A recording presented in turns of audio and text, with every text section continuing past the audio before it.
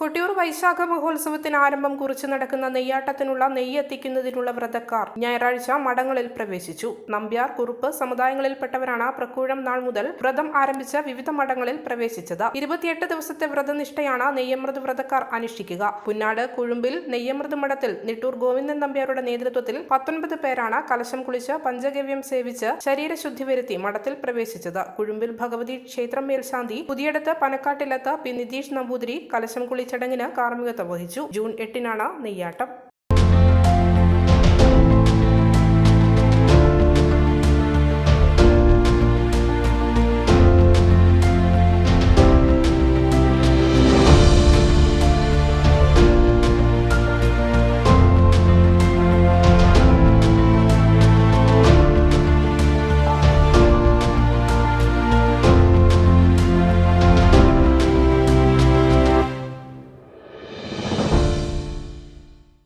മലയോരത്തിന്റെ സ്വന്തം പ്രാദേശിക ചാനൽ എ ചാനൽ.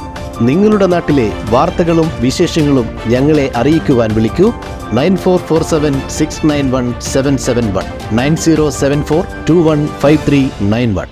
നിങ്ങളുടെ നാട്ടിലെ വാർത്തകളും വിശേഷങ്ങളും ഞൊടിയിടയിൽ അറിയുവാൻ ഏജനറ്റ് ന്യൂസ് ചാനൽ സബ്സ്ക്രൈബ് ചെയ്യൂ.